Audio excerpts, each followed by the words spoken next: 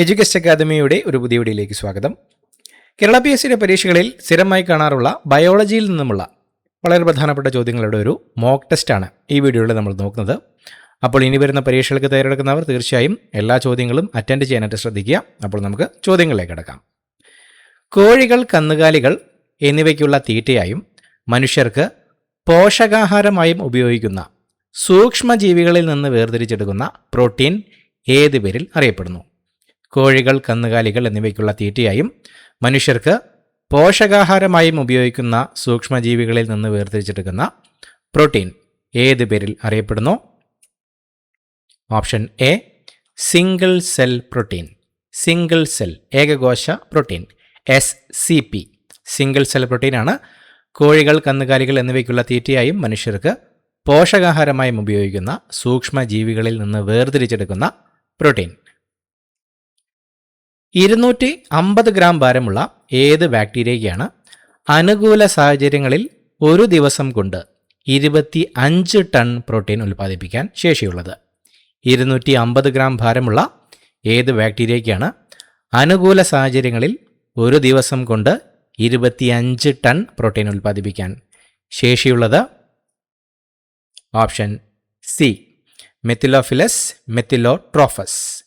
മെത്തിലോഫിലസ് മെത്തിലോട്രോഫസ് എന്ന 250 ഗ്രാം ഭാരമുള്ള ബാക്ടീരിയയ്ക്കാണ് അനുകൂല സാഹചര്യങ്ങളിൽ ഒരു ദിവസം കൊണ്ട് 25 ടൺ പ്രോട്ടീൻ ഉൽപ്പാദിപ്പിക്കാൻ ശേഷിയുള്ളത്.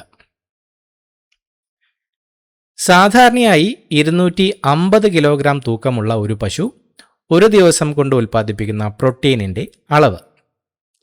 സാധാരണയായി 250 കിലോഗ്രാം തൂക്കമുള്ള ഒരു പശു ഒരു ദിവസം കൊണ്ട് ഉൽപ്പാദിപ്പിക്കുന്ന പ്രോട്ടീനിൻ്റെ അളവ് എത്രയാണ്? Option A 200 gram. സാധാരണയായി 250 കിലോഗ്രാം തൂക്കമുള്ള ഒരു പശു ഒരു ദിവസം കൊണ്ട് ഉൽപ്പാദിപ്പിക്കുന്ന പ്രോട്ടീനിൻ്റെ അളവ് 200 ഗ്രാമാണ്. താഴെ പറയുന്നവയിൽ സിംഗിൾ സെൽ പ്രോട്ടീൻ ഉൽപ്പാദനത്തിനായി വലിയ അളവിൽ കൃഷി ചെയ്യുന്ന ഏകകോശ ആൽഗ ഏതാണ്? തന്നിരിക്കുന്നവയിൽ സിംഗിൾ സെൽ പ്രോട്ടീൻ ഉൽപ്പാദനത്തിനായി വലിയ അളവിൽ കൃഷി ചെയ്യുന്ന ഏകകോശ ആൽഗ ഏതാണ്? Option C spirulina. തന്നിരിക്കുന്നവയിൽ സ്പിരുലിനയാണ് സിംഗിൾ സെൽ പ്രോട്ടീൻ ഉൽപ്പാദനത്തിനായി വലിയ അളവിൽ കൃഷി ചെയ്യുന്ന ഏകകോശ ആൽഗ. സൂക്ഷ്മജീവികളിൽ നിന്നുള്ള സിംഗിൾ സെൽ പ്രോട്ടീനിൽ അടങ്ങിയിരിക്കുന്ന മാംസ്യത്തിൻ്റെ അളവ് ശരാശരി എത്ര ശതമാനമാണ്? സൂക്ഷ്മജീവികളിൽ നിന്നുമുള്ള SCP സിംഗിൾ സെൽ പ്രോട്ടീനിൽ അടങ്ങിയിരിക്കുന്ന പ്രോട്ടീനിൻ്റെ മാംസ്യത്തിൻ്റെ അളവ് ശരാശരി എത്ര ശതമാനമാണ്? ഓപ്ഷൻ സി 60% മുതൽ 85% വരെ. സൂക്ഷ്മജീവികളിൽ നിന്നുള്ള സിംഗിൾ സെൽ പ്രോട്ടീനിൽ അടങ്ങിയിരിക്കുന്ന മാംസ്യത്തിൻ്റെ ശരാശരി അളവ് 60% മുതൽ 85% വരെയാണ്. സിംഗിൾ സെൽ പ്രോട്ടീൻ മനുഷ്യർ നേരിട്ട് ആഹാരമാക്കുമ്പോൾ യൂറിക് ആസിഡ് വർദ്ധിക്കാൻ കാരണമാകുന്ന ഘടകം ഏതാണ്? സിംഗിൾ സെൽ പ്രോട്ടീൻ മനുഷ്യർ നേരിട്ട് ആഹാരമാക്കുമ്പോൾ യൂറിക് ആസിഡ് വർദ്ധിക്കാൻ കാരണമാകുന്ന ഘടകം ഏതാണ്? Option B nucleic acid. Single cell protein മനുഷ്യർ നേരിട്ട് ആഹാരമാക്കുമ്പോൾ യൂറിക് ആസിഡ് വർദ്ധിക്കാൻ കാരണമാകുന്ന ഘടകം ന്യൂക്ലിക് ആസിഡ് ആണ്. താഴെ പറയുന്നവയിൽ സിംഗിൾ സെൽ പ്രോട്ടീൻ ഉൽപ്പാദനത്തിനായി ഉപയോഗിക്കുന്ന ഈസ്റ്റ് ഇനത്തിൽപ്പെട്ട സൂക്ഷ്മജീവി ഏതാണ്? തന്നിരിക്കുന്നവയിൽ സിംഗിൾ സെൽ പ്രോട്ടീൻ ഉൽപ്പാദനത്തിനായി ഉപയോഗിക്കുന്ന ഈസ്റ്റ് ഇനത്തിൽപ്പെട്ട സൂക്ഷ്മജീവി ഏതാണ്? Option A Candida utilis. തന്നിരിക്കുന്നവയിൽ കാൻഡിഡ യൂട്ടിലിസ് ആണ് സിംഗിൾ സെൽ പ്രോട്ടീൻ ഉൽപ്പാദനത്തിനായി ഉപയോഗിക്കുന്ന ഈസ്റ്റ് ഇനത്തിൽപ്പെട്ട സൂക്ഷ്മജീവി.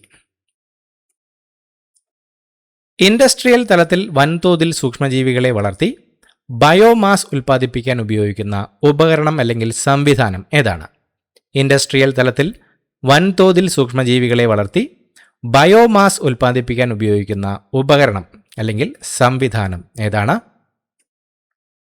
Option B bioreactor. ഇൻഡസ്ട്രിയൽ തലത്തിൽ വൻതോതിൽ സൂക്ഷ്മജീവികളെ വളർത്തി ബയോമാസ് ഉൽപ്പാദിപ്പിക്കാൻ ഉപയോഗിക്കുന്ന സംവിധാനമാണ് ബയോറിയാക്ടർ. താഴെ പറയുന്നവയിൽ ഏത് സൂക്ഷ്മാണുക്കളെയാണ് ഫംഗസ് എന്ന ഗ്രൂപ്പിൽ പെടാത്തത്? തന്നിരിക്കുന്നവയിൽ ഏത് സൂക്ഷ്മാണുക്കളാണ് ഫംഗസ് എന്ന ഗ്രൂപ്പിൽ പെടാത്തത്? Option D Lactobacillus. തന്നിരിക്കുന്നവയിൽ ലാക്ടോബാസിലസ് എന്ന സൂക്ഷ്മാണുക്കളാണ് ഫംഗസ് എന്ന ഗ്രൂപ്പിൽ പെടാത്തത്. തന്നിരിക്കുന്നവയിൽ ബാക്ടീരിയ വിഭാഗത്തിൽ ഉൾപ്പെടുന്ന സിംഗിൾ സെൽ പ്രോട്ടീൻ ഉൽപാദകൻ ആരാണ്? തന്നിരിക്കുന്നവയിൽ ബാക്ടീരിയ വിഭാഗത്തിൽ ഉൾപ്പെടുന്ന സിംഗിൾ സെൽ പ്രോട്ടീൻ ഉൽപാദകൻ ഏതാണ്? Option B Bacillus megaterium. തന്നിരിക്കുന്നതിൽ ബാസിലസ് മെഗാറ്റീരിയമാണ് ബാക്ടീരിയ വിഭാഗത്തിൽ ഉൾപ്പെടുന്ന സിംഗിൾ സെൽ പ്രോട്ടീൻ ഉൽപാദകൻ. താഴെ പറയുന്നവയിൽ അഗാരിക്കസ് എന്നത് ഏത് തരം സൂക്ഷ്മജീവിയുടെ ശാസ്ത്രീയ നാമമാണ്? തന്നിരിക്കുന്നവയിൽ അഗാരിക്കസ് എന്നത് ഏത് തരം സൂക്ഷ്മജീവിയുടെ ശാസ്ത്രീയ നാമമാണ്? ഓപ്ഷൻ ബി മഷ്റൂം, കൂൺ. അഗാരിക്കസ് എന്നത് മഷ്റൂം അല്ലെങ്കിൽ കൂൺ എന്ന സൂക്ഷ്മജീവിയുടെ ശാസ്ത്രീയ നാമമാണ്. ഉരുളക്കിഴങ്ങ് സംസ്കരണ പ്ലാന്റുകളിലെ അവശിഷ്ട ജലം, ചാണകം, വൈക്കോൽ എന്നിവയിൽ വളർത്താൻ കഴിയുന്നതും പരിസ്ഥിതി മലിനീകരണം കുറയ്ക്കാൻ സഹായിക്കുന്നതുമായ പ്രോട്ടീൻ സ്രോതസ് ഏതാണ്? ഉരുളക്കിഴങ്ങ് സംസ്കരണ പ്ലാന്റുകളിലെ അവശിഷ്ട ജലം, ചാണകം, വൈക്കോൽ എന്നിവയിൽ വളർത്താൻ കഴിയുന്നതും പരിസ്ഥിതി മലിനീകരണം കുറയ്ക്കാൻ സഹായിക്കുന്നതുമായ പ്രോട്ടീൻ സ്രോതസ് ഏതാണ്? Option A spirulina. തന്നിരിക്കുന്നവയിൽ സ്പിരുലിനയാണ് ഉരുളക്കിഴങ്ങ് സംസ്കരണ പ്ലാന്റുകളിലെ അവശിഷ്ട ജലം, ചാണകം, വൈക്കോൽ എന്നിവയിൽ വളർത്താൻ കഴിയുന്നതും പരിസ്ഥിതി മലിനീകരണം കുറയ്ക്കാൻ സഹായിക്കുന്നതുമായ പ്രോട്ടീൻ സ്രോതസ്. ബയോറിയാക്ടറിൽ കൃത്യമായ pH നിലനിർത്താൻ സഹായിക്കുന്ന ഭാഗം ഏതാണ്? ബയോറിയാക്ടറിൽ കൃത്യമായ pH നിലനിർത്താൻ സഹായിക്കുന്ന ഭാഗം? Option C pH probe. ബയോറിയാക്ടറിൽ കൃത്യമായ pH നിലനിർത്താൻ സഹായിക്കുന്ന ഭാഗമാണ് pH പ്രോബ്. താഴെ പറയുന്നവയിൽ കോൺട്രസ് ക്രിസ്പസ് എന്നത് ഏത് വിഭാഗത്തിൽപ്പെടുന്ന സൂക്ഷ്മജീവിയാണ്? തന്നിരിക്കുന്നതിൽ കോൺട്രസ് ക്രിസ്പസ് എന്നത് ഏത് വിഭാഗത്തിൽപ്പെടുന്ന സൂക്ഷ്മജീവിയാണ്? Option C algae. Chondrus crispus എന്നത് ആൽഗ വിഭാഗത്തിൽപ്പെടുന്ന സൂക്ഷ്മജീവിയാണ്.